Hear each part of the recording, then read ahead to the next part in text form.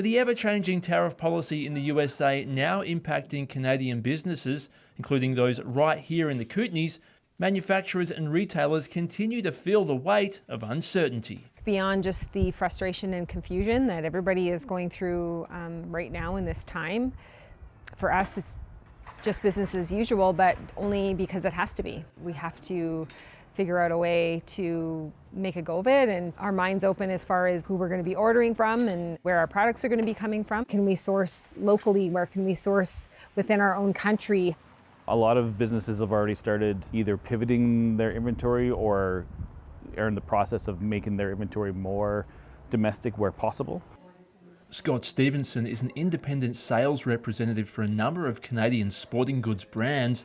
He says navigating the frequent changes to US tariff policy has been very challenging. We spend most of our time working months in advance, so shortly I'll start selling next spring's product. So we're already trying to figure out what that's going to look like, and all the tariffs are just making it very difficult to figure out what that's going to look like. Which Stevenson says means today's tariffs will likely affect what we see on the shelves well into 2026. With one of my brands, we're facing the legitimate situation where we may not sell any product in Canada at all next year if these tariffs stay in place, because we make our product in the US, and that would currently make them just subject to a 25% retaliatory tariff from Canada. We are considering other options and maybe even making that product in Canada because it is possible.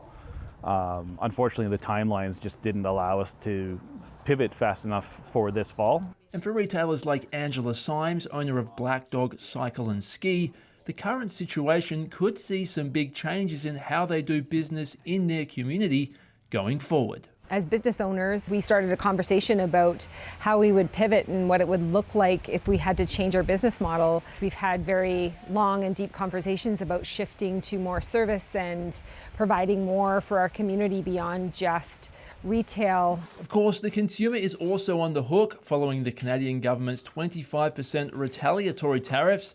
Stevenson says seeking out products which are not made in the US is the easiest way to avoid that extra hit to your wallet. I would just go in and have a chat with your local store and see what the options are. In some cases, there may not be a good option, but in a lot of cases, there will be a good option. Try to support and purchase, within your local community to keep your money in your community.